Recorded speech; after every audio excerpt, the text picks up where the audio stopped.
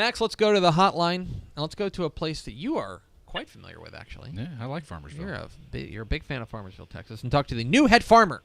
What's the head of a farm called? Farmer? Yes. Okay. That was easy. The new head farmer. We're joined by Coach Brandon Hankins. Coach, how are you? I'm good. How about you? Excellent. How are things in beautiful Farmersville, Texas? It's a pretty day out here. I'm excited about the new opportunity.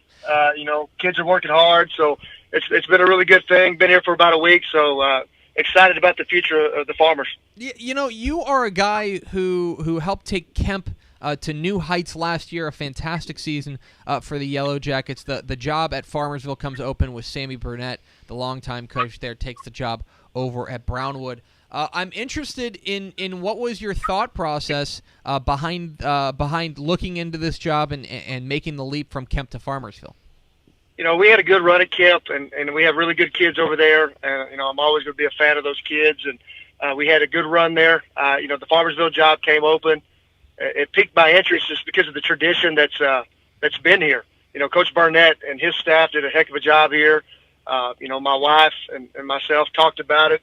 We thought it was a good time for my family, and decided to put in for it, and here we are now. You are leaving a program. You mentioned you did some great things at Kemp. An understatement from last year. You guys 13-2, a fantastic season. Were there some bittersweet feelings as far as I know you're obviously very excited to get the job at Farmersville, but to leave a program that you helped really build over the course of almost half a decade, were there some bittersweet feelings there? Absolutely. Telling those kids is one of the hardest things I've had to do in my life, and those kids have been with me since I got over there at Kemp, and they believed in me as a young head coach, and I told them some things when I first took over. I don't think they believed in it, and then they started believing more and more and more, and then it culminated to being 13-2 this year and being successful in not just football but basketball, baseball, and track. So it was very, very hard to tell those kids that I was leaving. You guys there at Farmersville, you mentioned the difficult conversation you have to have with your players at Kemp. Your former players. You inherit a new crop of farmers there at Farmersville. I'm interested in what your first meeting with them was like. What was the vibe in the room, and what was your message to them? I talked to them, I guess, last Monday. We got all the athletes in the gym, and I just told them, I said, y'all have had a good thing going here, but, change is going to happen, and you got to accept change. You got to be excited about change. I'm not Coach Burnett, and he did a great job. Everybody does things differently, and I told him you got to accept the change. You got to believe in what we're doing. I told him, I said, I can sit up here and tell you that we need to buy in right now, but I have to build that relationship with you, and you have to trust me. And we started, that day in the weight room, and we've been doing it for about 2 weeks now, and so it's been exciting. The kids are buying in, little at a time, and it's going to be a good deal up here at Farmersville. We're talking with Brandon Hankins, new head coach of the Farmersville Farmers here on Texas Football Today. Get involved with the conversation, #TF Today. Coach, you're not coming alone on your coaching staff. You're bringing along your defensive coordinator, Cord Wood, over from Kemp. Why was it important for you to make sure he came along for the ride over to Farmersville? He's been my right-hand man since I started. We're best friends, and he's a defensive guy. I'm a defensive guy, so he was a no-brainer. When I started putting in for the job, he was one of the first guys I talked to, obviously. But I'll put Coach Wood up against anybody defensively. Not only was he a heck of a player at Stephenville, but he's one of the best defensive coordinators in the state of Texas, and so we're excited about getting him up here. You guys are a program that now you guys go to the playoffs last year there at Farmersville. They go 7-4. You're taking over a program that brings back about a dozen starters from last year. It's early, and I know you said you've only been there a week. Do you yet have a sense on what you guys are going to have to hang your hat on in 2018 to succeed? Do you understand? Do you get the feeling that you know where the strength of your team lies?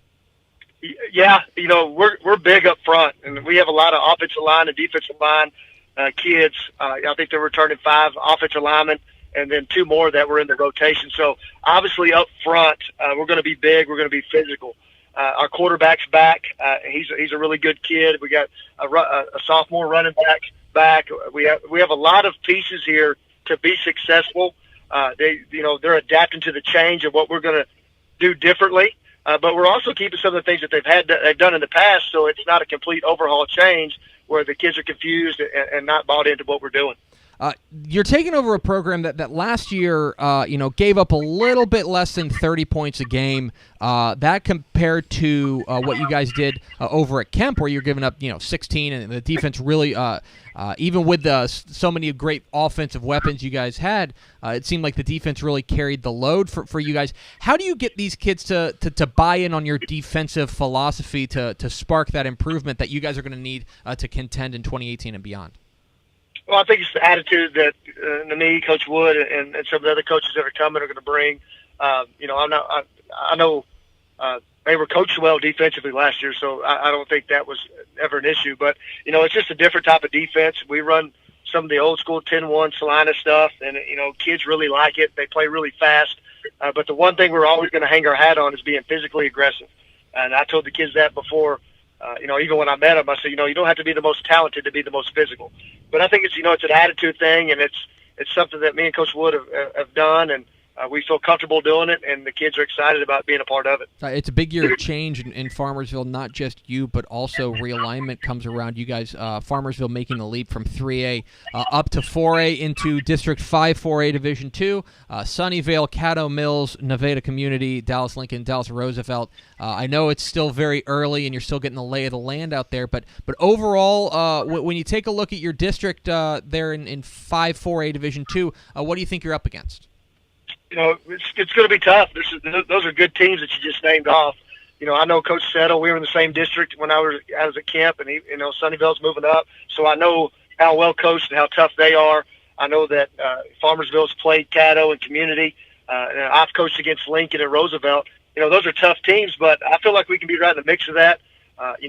We put our systems in, and we work like we should work in the summer.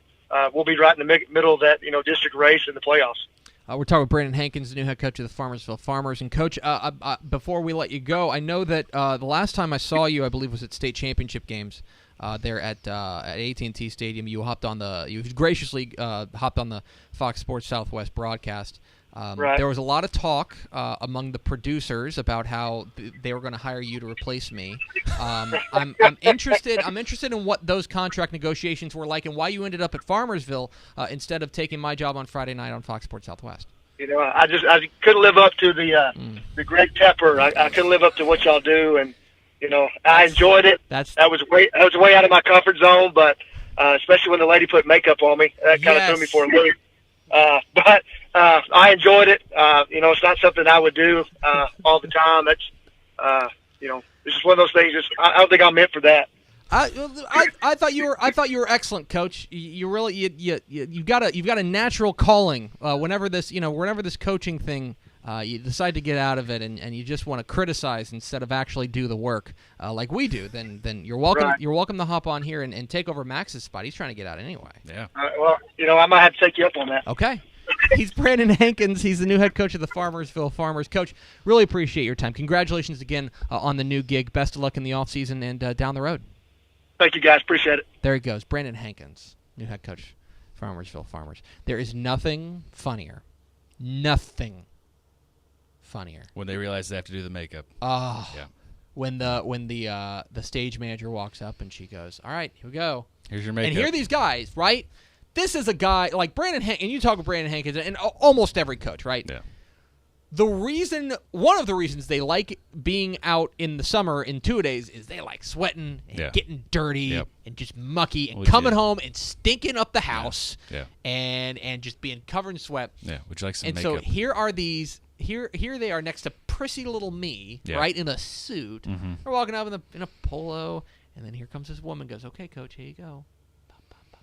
This is makeup. Whoa. There is nothing funnier than that because I'm not a TV guy, and the first time that I ever put on makeup was a very weird experience. Right. So the best one, I do have a photo that I'm saving for later of Jeff Reardon from Crosby getting makeup put on his bald head. That I already sent to his wife Mandy, who's using that saving that for an appropriate time. Yeah. So, but we appreciate Coach Brandon Hankins. Expecting big things for them up there at Farmersville. It's interesting. Look, Normally, if you go through either a coaching change or a classification change, that's a pretty seismic shift.